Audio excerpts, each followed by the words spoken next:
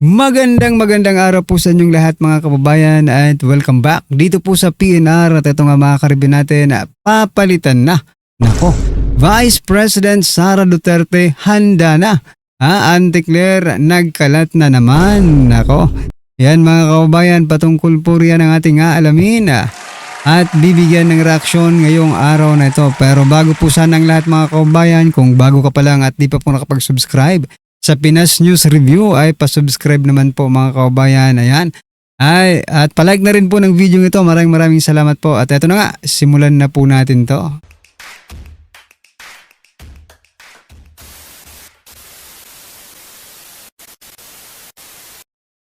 So yan mga kababayan, simulan po natin. Itong si Auntie Claire, no? Open ang Pangulo sa lahat for the sake of unity. Aba, unity na naman ito. Pakinggan niya natin ito at bigyan natin ng reaksyon. Kahit sino na may concern at maaaring mapag-usapan, hindi lamang ang Vice Presidente, sa lahat, open ang Pangulo sa anumang discussion para po for the unity sake.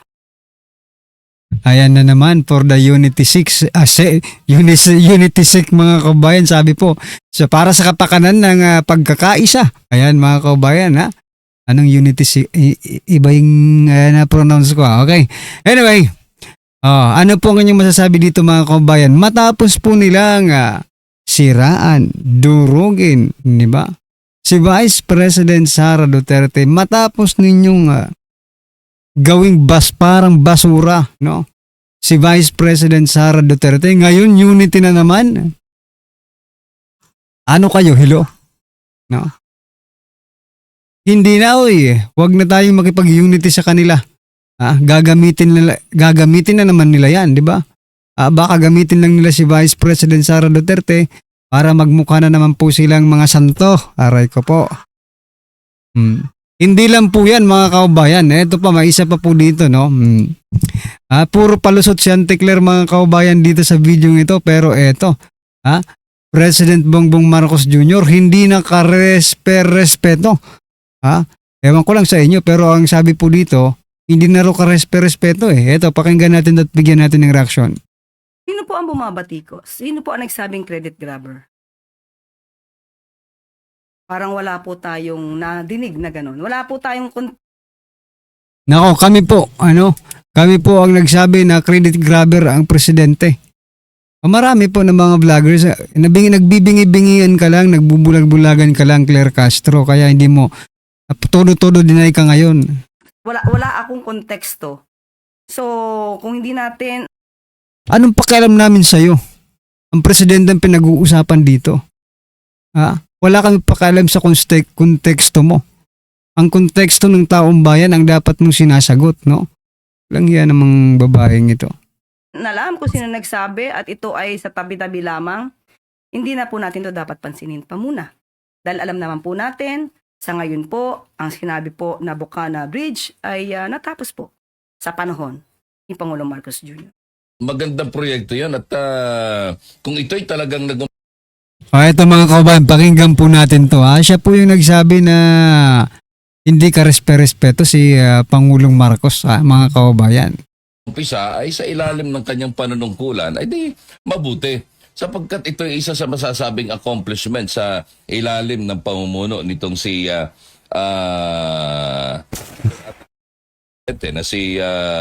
Bongbong Marcos.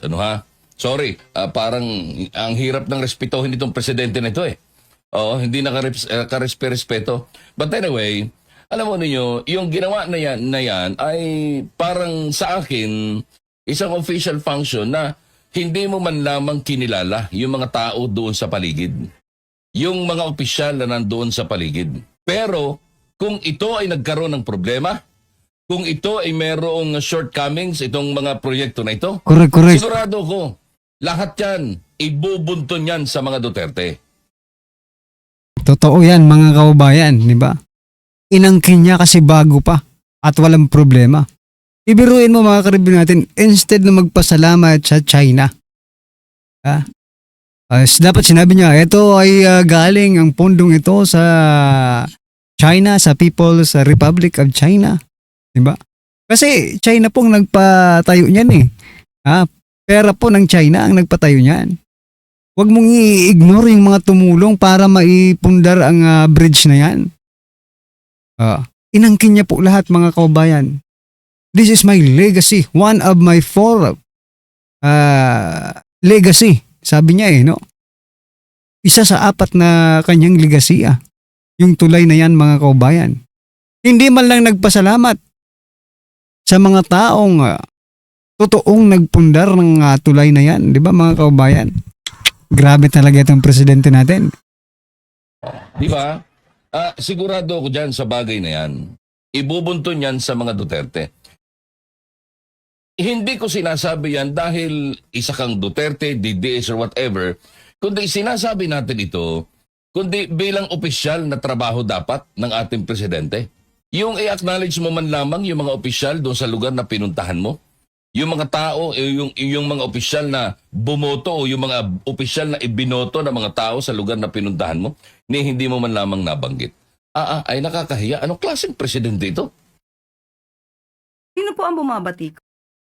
Anong klaseng presidente ito mga kababayan? Diba? Sabi niya kanina ni Sir, hindi nakarespeto. Paano mo re-respetuhin ng isang tao na hindi nga marunong rumispeto? Diba? Magpasalamat mo lang sa mga local government dyan sa lugar ng tulay na yan, di ba? Hindi nagawa pasensya na po kayo mga kababayan, pero yun po ang katotohanan. Di ba? Anyway, ano po ang inyong masasabi dyan mga kababayan at ito? Isa pong retired general, no? Na si Major General Romeo V. Puquis. May statement po patungkol kay President Bongbong Marcos Jr. Sabi niya po dito mga kababayan, teka lang, palakihin nga natin to. Sabi po dito ni Sir, no? Sabi niya po dito, oo, kailangan ng mga sundalo ng dagdag sahod. Okay? Ngunit ang pagbibigay nito sa gitna ng isang iskandalo ng korupsyon ay isang taktikang pagbili ng katapatan. Loyalty voting na ito ay buying. At alam iyon ng mga sundalo. Alam pala yun Bumibili ng katapatan si President Bongbong Marcos Jr. dahil sa dagdag sahod mga kababayan na ibinigay niya sa ating mga men in uniform, mga kababayan. Pero sinasabi po ng isang Major General, ito po ay hindi natin masasabing hindi natin masasabing talagang dagdag sahod because ito po ay isang taktika, technique, para taktikang pagbili ng katapatan. Ayan, technique para sa loyalty buying, di ba? Binibili na pala ngayon ang katapatan ng ating mga kasundaluhan, no? Pero sa atin naman pong kasundaluhan, mga kababayan, alam nyo na pong ganyan, no? Alam nyo na pong ganyan yung sitwasyon, di ba? Sana wag na lang po kayong magpadala, no? Dito sa mga na ito. Kung ano man ang sinumpaan ninyo, yun po ang inyong gampanan. Ayun. Ayan mga kababayan, ano po ang inyong opinion, reaction patungkol dyan mga karibin natin, i-comment nyo na lang at eto, pasadahan po natin ang video ito na kung saan, BBM resign now, iyak na. Eto pakinggan po natin ito mga kababayan at bigyan po natin ng reaction. Alam mo, ito kaya nga ho mga kababayan, itong ginagawa ng ICI, akala nila nakakaloko sila. Hindi ho. Kaya bumagsak ho ang ratings ni Marcos patuloy dahil sa flood control controversy. Pero bago po mangyari ang mga ganyang klaseng usapan, ulitin na Study while that of President Marcos had been hammered by the flood control scandal. salita hammered. Ibig sabihin pinukpok, pabagsak. Di ba? Ganon katindi yung pagbagsak. Binartilyo. Si VP Sara Duterte, kahit tindi ng paninira ng gobyernong ito, kahit yung mga bayarang vlogger niya, mula doon sa bayot na Canada hanggang doon sa bayot sa Tondo, ay, hindi pala taga Tondo yun. Taga ano yun, Bulacan ata yun, yung bayot na yun. Hindi, madalas kasi yan dyan sa Tondo Naghahanap ng chupageti. Oh. Pero kahit anong paninira nila kay VP Sara Duterte, nanatiling matindi ho ang ibig sabihin, stable ang kanyang trust rating. Pero si Marcos, hammered. Can touch this.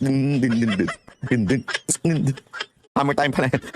So, the latest survey published by WR Numero, conducted from November 21 to 28, found that public satisfaction for the president has dropped to a new low, with only 21% saying they think Ayan o, tinan mo.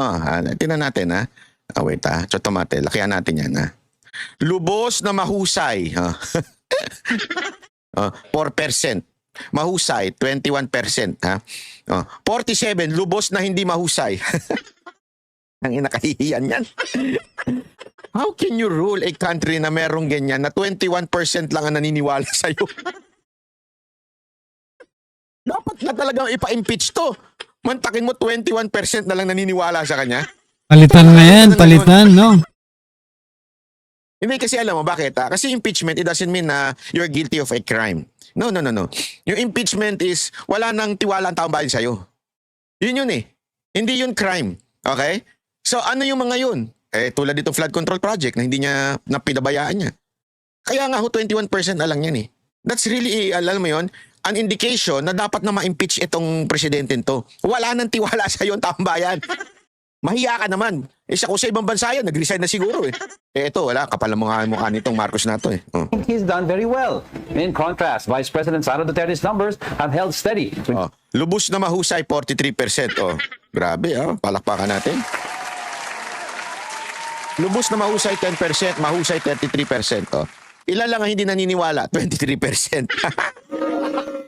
Kabaliktaran eh, no? Kabaliktaran. Nakita mo yung mga tanso lang ang hindi naniniwala sa kanya. Yung mga utot-utot bayarang followers lang ni Marcos ang hindi naniniwala kay VP Sara Duterte. Oy, kayo ang nakaupo. Kayo may kontrolado ng mga yan, ha? Walang kontrol si VP Sara Duterte dyan. Media naglabas niyan. Hindi vlogger yan. Hindi yan kinuha sa social media. Ay baka nga dinoktor pa yan eh. Hindi natin alam ha. Di ba? Kasi naalala ninyo, sabi nga ni Marcoleta noon, hindi siya naniniwala sa survey. Kasi sa survey, hindi siya pumapasok sa top 12. Pero nung pagkatapos ng election, I think top 6 o top 5. Nakalimutan ko na. Di ba? Sabi nga niya malamang niririg yung survey. O kaya nga eto, malamang sa malamang. Binawasan pa yung kay VP Sara Duterte. Kasi walang kakayanan ang mga Duterte na magkalikot ng mga survey. Una, tinanggalan nga ng budget, walang ka-budget, walang pera. Yung tatay pinakulong. Lahat ng panglulungpo ginawa ng gobyernong ito sa mga Duterte. So wala silang kapangyarihan. Kung meron mang may kapangyarihan, di ko sinabing confirm na nirigo ito pero kung meron mang kapangyarihan gumawa ng katarantaduhan sa survey, walang iba kung hindi ang administrasyon. And yet, ganito pa rin. Stable pa rin si VP Sara Duterte. 43% approving of her performance. Only 23% said they didn't approve, while 34% said they weren't sure. Joining us now is Cleve Arguelles, President and CEO of WR Numero, to help us understand the latest WR Numero survey. Magandang umaga po sa inyo, Cleve. Thanks for joining us. Nakamute po kayo. We can't hear you. Let's try that again. Good. Thank you for having me today. Alright, so let's break it down. Ano ba tong naging pinaka-question ditong sa survey na ito at ito ang lumabas? Yes, so this is part of our quarterly regular questions that we filled in our national survey. Tinatanong natin yung ating mga kababayan across the country, how do they describe the performance of the two top officials of the country, the president and the vice president, as they perform their roles respectively. And the results, as you've just discussed, is that we find that the president's performance ratings is at its lowest at 21%. This is lowest since we started doing the survey, since it took office actually in 2022. So specifically, when you say yung ratings o yung barometer nito, it's the performance of the president mismo ang bumagsak in general of how he's handling the corruption issues. Yes, so this is a general question in terms of his performance as a president, but we know that most recently, ang latest developments is that we have this flood control scandal, and in fact, nung last State of the Nation address niya, we did a survey right after it. Nung August, there was a slight bump, may slight increase for the president. Yeah. So it actually increased yung kanyang performance from 29% nung April, nag-increase ito to 35% in August. But unfortunately now, because of the same scandal that he himself Grabe, no? After daw yung, mahiya naman kayo, yan, optics. Umakyat bigla yung ratings ni BBM. Grabe no, ito lang po siguro ang presidente na kakababa yung yung mga ratings no. Si former President Duterte laging lampas 50% eh. 60%, no, 70%, 80%. Baka nga umabot pa ng 90% si former President Duterte, mga kaubayan. Hindi ko lang masyadong pero what I'm trying to point out, no. Siguro yung presidente naman, hindi naman siguro pwedeng lagi ka na lang dito sa line up 2. 20 plus, 30 plus, di ba? Nakakahiya po yan. Dapat above 50% po ang trust ratings ninyo. Kasi presidente po kayo, pinagkatiwalaan kayo ng taong bayan.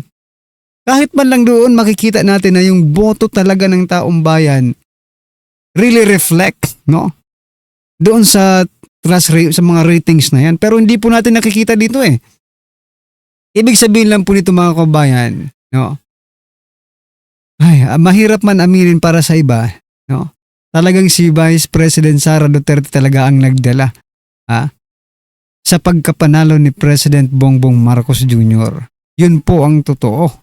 Nako. But, nung August daw, nung nakita ng tao na yung kanyang salita ay walang laman, walang aksyon, puro katarantaduhan lang, puro for optics sake, of para lamang sa, alam mo yon, papakyut, para lang masabing may ginawa, nagalit lalo ang taong bayan. Kaya biglang bumagsak.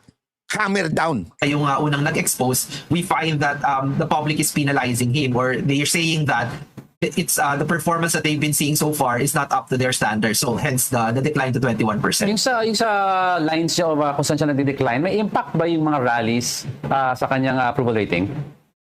I think there should be an impact. I think it's very much related because we also actually asked in the same survey that we did. This was fielded 21st to the 28th of November. We asked them whether they support the November 30 anti-corruption protest, and we find that as many as 59% of Filipinos said that they support the anti-corruption protest last November 30. So, if you find 6 out of 10 Filipinos supportive of the protest, I suspect that it has something to do also why they do not like or they're not happy with the president's performance. Well, I was wondering kung ginawa itong survey also in the days nung lumabas yung mga video statements of Zaldico. And do you think it also affected yung numero ng presidente because of that?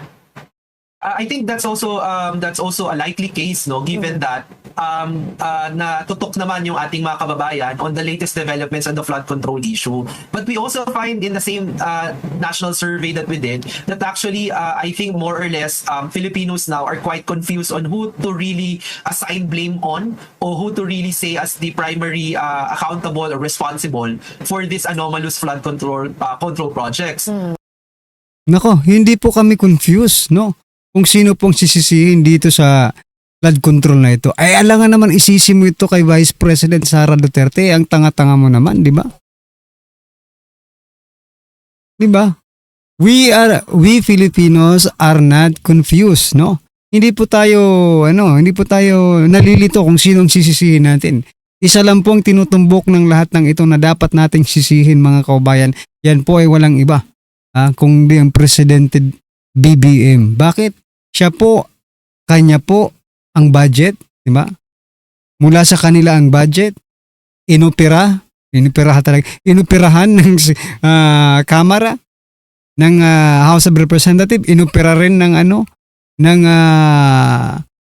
Senado, at sabay na inoperahan nila sa BICAM, di ba?